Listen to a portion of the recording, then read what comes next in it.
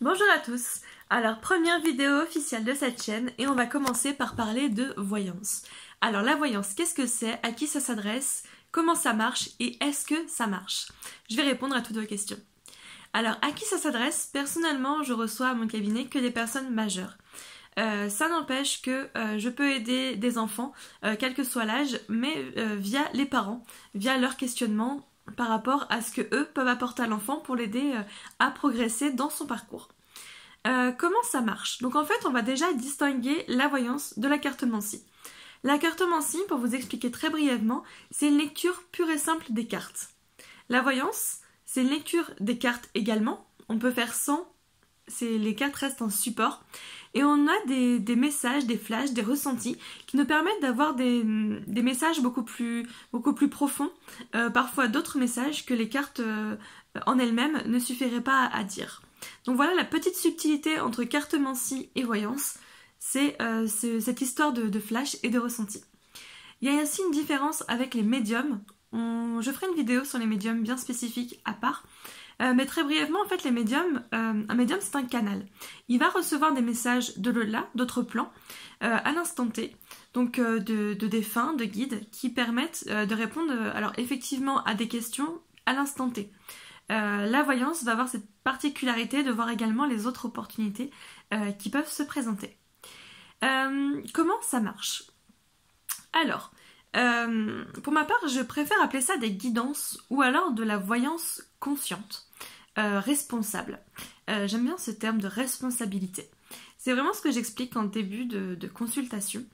La voyance, comment ça marche? Je commence par faire 2 tirages généraux pour ma part, pour voir un petit peu tous les messages qui doivent sortir, les domaines qui devraient être approfondis, les choses qui arriveront, un petit peu quoi qu'il arrive, on va dire les passages karmiques. Et ensuite j'approfondis mes tirages pour voir un petit peu les autres opportunités, les autres choix, les autres chemins que vous pouvez prendre dans votre parcours. Votre destinée n'est pas figée. Elle est écrite par rapport aux choix que vous avez faits et que vous êtes en train de faire et que vous allez faire, qui sont déjà prévus dans votre inconscient. Et il y a aussi cette possibilité de réécrire votre destinée en changeant radicalement de choix, de chemin. Et c'est pour ça que la voyance, c'est plus un accompagnement plutôt qu'une science où tout est écrit, tout est dit, tout est figé. Et il y a beaucoup d'amalgame par rapport à ça. Beaucoup de personnes, de sceptiques, demandent à ce qu'on prouve. Ils pensent que les voyants ont accès à absolument toutes les informations, que tout est figé, qu'on sait à quelle heure, à telle date, à telle heure, à tel endroit, il se passera ça, quoi qu'il arrive. Non. Ça fonctionne pas comme ça, et heureusement, parce que ça sous-entendrait du coup que nous n'avons finalement pas notre libre arbitre, que tout est figé et qu'on subit sa destinée. Alors que vraiment pas du tout. C'est vous qui écrivez ce qui va se passer demain, après-demain, dans les semaines à venir, dans les mois à venir, dans les années à venir, par rapport aux choix que vous faites à l'instant T. Donc la voyance, c'est vraiment ça. C'est de faire un bilan de votre situation actuelle, de votre état d'esprit, de tout, des blocages, des possibilités, et surtout de vos opportunités. Le but, en sortant de consultation, c'est que vous ayez tous les éléments en main pour prendre vos décisions en conscience. Vous savez clairement quelles seront les conséquences de vos choix actuels et quelles seront les conséquences des éventuels choix qui se présentent. Vous décidez ensuite ce qui se passe. En aucun cas, je ne vais vous imposer une décision. En aucun cas, je vais vous dire, bah voilà, ça c'est fini, il faut faire ça. Pas du tout. Vous restez maître de vos décisions.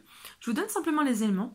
Après, si vous ne vous sentez pas capable de prendre telle décision ou de changer radicalement votre vie, de travailler sur vous, ou si pour l'instant, votre zone de confort vous convient, eh bien, soit vous décidez de rester dans vos schémas. C'est ça la voyance pour moi. Je vous dis, c'est cet accompagnement, cette faculté de voir. Oui, il reste ce côté... alors j'aime pas le mot don, je préfère appeler ça capacité parce que finalement, ce côté intuitif, ce côté flash, il y a beaucoup de personnes qui peuvent le développer. Donc il y a ce côté un petit peu mystique où effectivement on voit les choses, on voit les événements tels qu'ils arrivent, mais on voit, je vous dis, sur plusieurs chemins. Comme si on avait plusieurs petites vidéos en disant voilà, il va se passer telle et telle chose irrémédiablement si la personne fait tel et tel choix. Mais il va se passer telle et telle chose si la personne fait tel choix. Donc prenez-le vraiment comme ça. Vous décidez de ce qui se passe. Donc finalement, ça répond aussi à la question est-ce que la voyance, ça marche? Eh bien, ça va marcher dans l'optique où vous faites les choses pour. Si vous restez statique, si vous attendez que les prédictions se passent sans rien faire dans ce sens-là, ne vous étonnez pas à ce que ça prenne du retard ou à ce que ça n'arrive pas. Si on vous prédit par exemple un changement de travail, je prends un tirage où je vois effectivement un changement de travail qui va nécessiter une action de votre part, dans le sens où peu importe la situation, mais vous allez recevoir soit une offre d'emploi, ou vous allez voir passer l'offre, vous allez en entendre parler, enfin peu importe. Votre action à vous, votre responsabilité à vous, ça va être de saisir l'opportunité, de répondre à cette offre-là, de vous présenter à l'entretien et de décrocher ce poste. Tout ce travail-là, c'est pas à moi de le faire. Par contre, moi, je vous aurais prédit l'opportunité qui arrive. Donc si je vous dis oui, je vois un changement de travail et que vous ne saisissez pas cette opportunité, forcément, le nouveau travail va vous passer sous le nez. C'est pour que vous compreniez un petit peu le principe.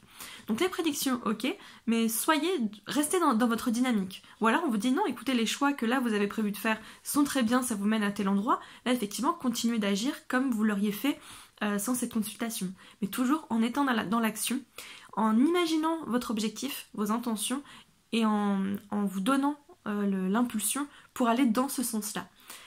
Voilà, c'est pour ça que je parlais de responsabilité, j'insiste sur le fait de ne pas rester passif par rapport aux prédictions.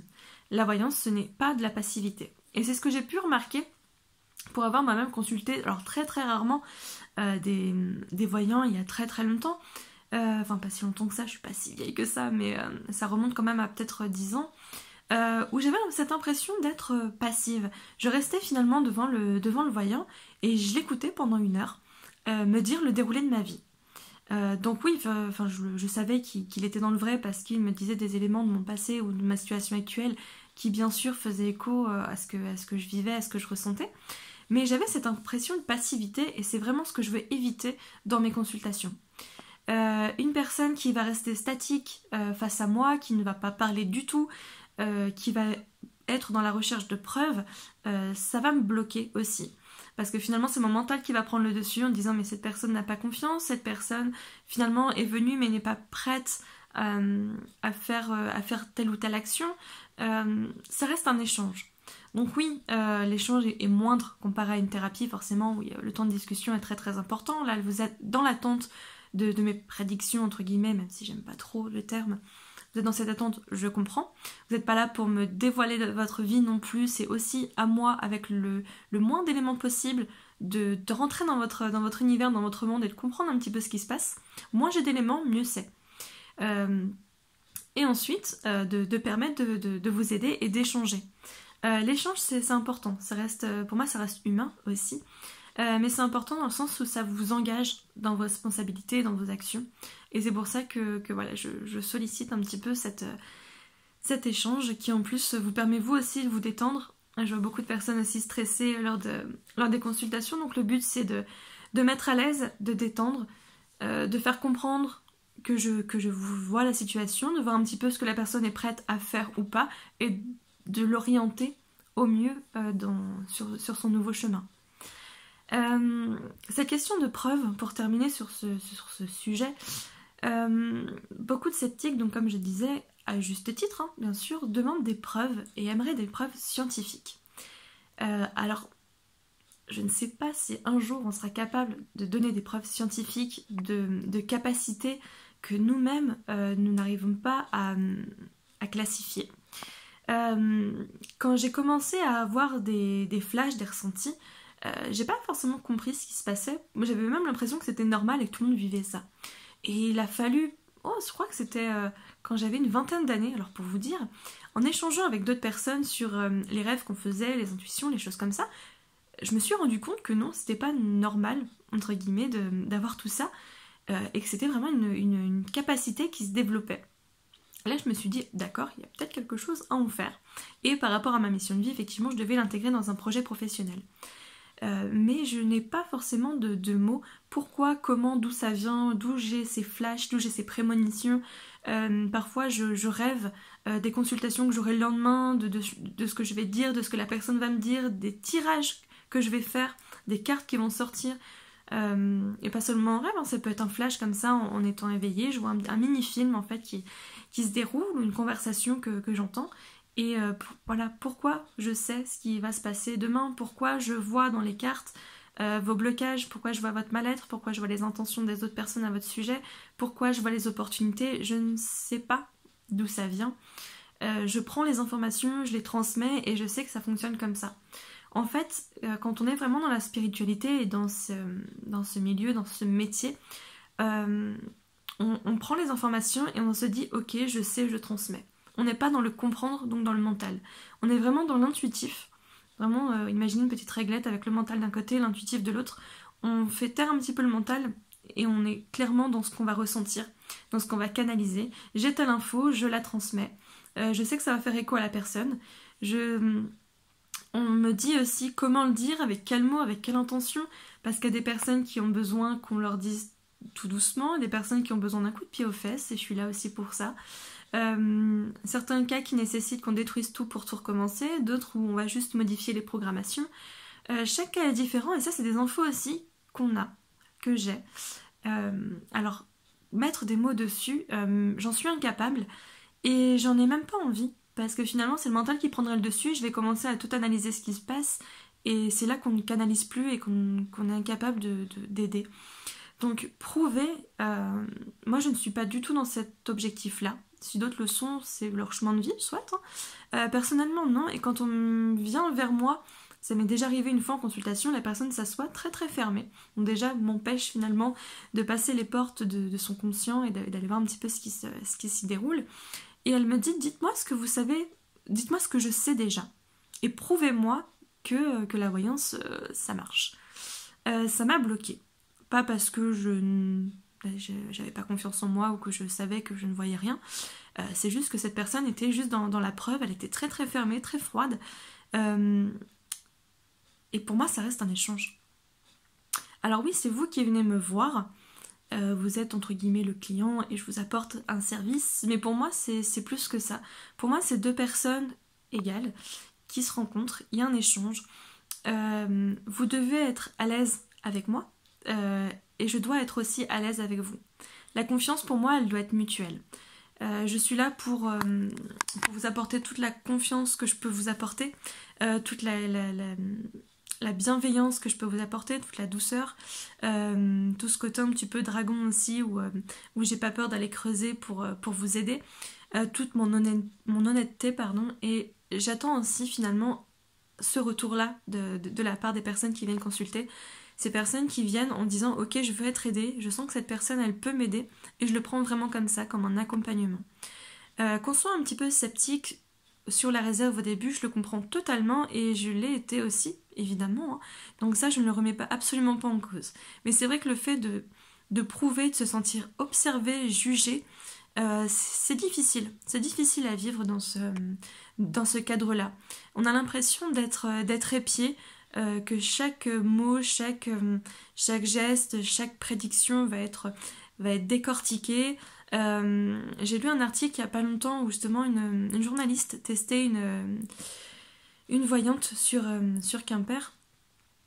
Et donc j'étais contente finalement qu'un journal s'intéresse un petit peu à notre profession. Quand j'ai vu les commentaires en dessous, ça a été dur. Alors je prends du recul maintenant, hein, mais c'est vrai que, alors oui, les insultes, les critiques, c'est très très courant. Les insultes peuvent aller même très très loin. C'est juste de l'ignorance. Pas dans le sens ignorance bête, mais juste de l'ignorance, le fait que la personne ne connaît pas en fait ce milieu, ne sait pas comment ça fonctionne. Il y a aussi une part de peur, une part de croyance, et c'est pour ça aussi que je fais cette chaîne, c'est pour casser un petit peu toutes ces croyances, toutes ces peurs, et vous apporter un nouveau regard sur cette profession, sur la voyance en général, sur l'ésotérisme en général, pour poser un grand mot, pour que vous puissiez toujours vous faire votre opinion, comme je disais, je suis pas là pour convaincre, mais pour que vous puissiez regarder d'un œil différent ce qui se passe. On parle beaucoup de charlatanisme, de choses comme ça, j'ai envie de dire oui, comme dans tous les métiers. Il y a du bon et du mauvais partout. Donc oui, évidemment, je pense qu'il y a des personnes qui pratiquent ça dans un but uniquement lucratif, mais ne faisons pas de généralité.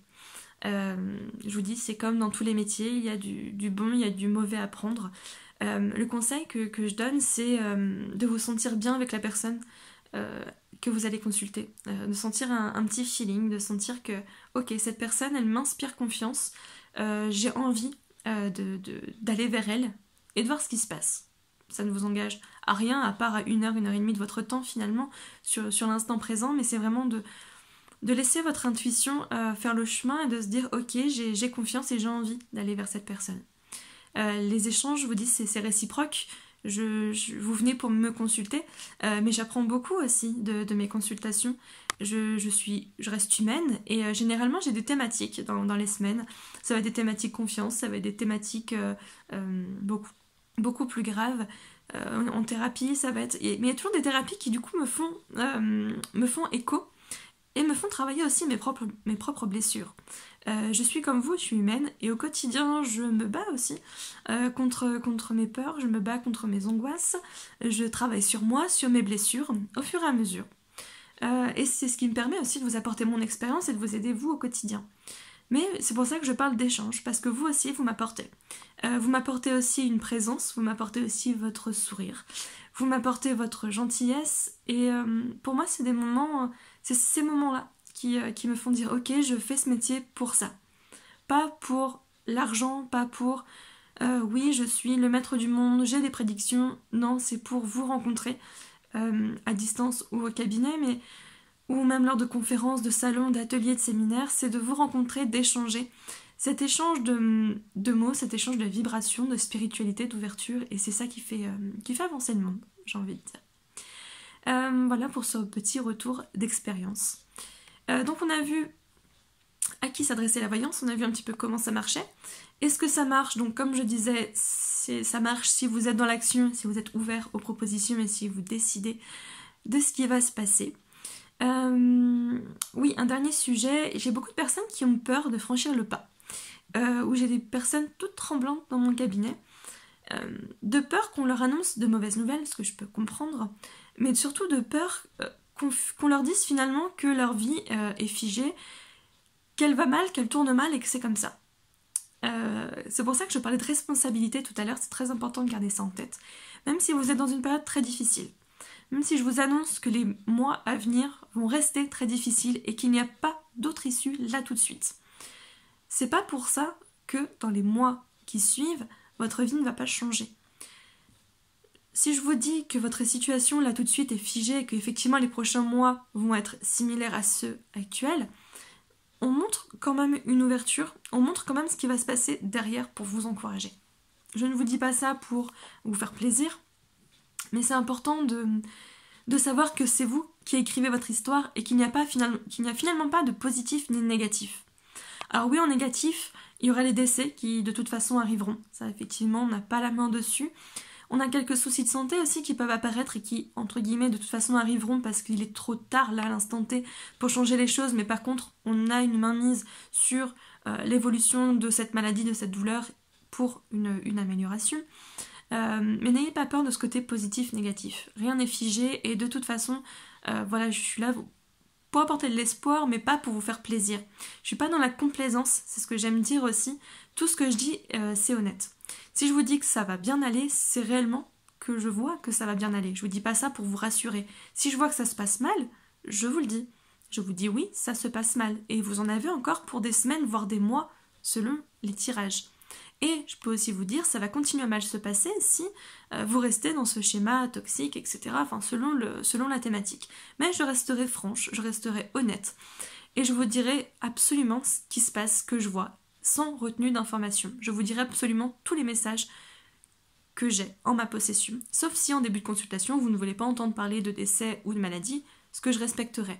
Mais en tout cas, tout ce que je dis, c'est complètement sincère, honnête, transparent. Et pour moi, c'est juste la base, en fait, de la voyance. Donc j'espère avoir répondu à vos questions. Si vous avez d'autres questions, si j'ai oublié des petites précisions, vous m'indiquez un commentaire, il n'y a aucun souci. Je pourrais faire une vidéo annexe ou y répondre directement en commentaire. En tout cas, voilà, j'espère avoir pu vous rassurer un petit peu, vous avoir éclairé un petit peu sur ce domaine. En tout cas, mon cabinet est grand ouvert, que ce soit en présentiel ou à distance, n'hésitez pas. Et je vous souhaite une très très belle journée et à très vite.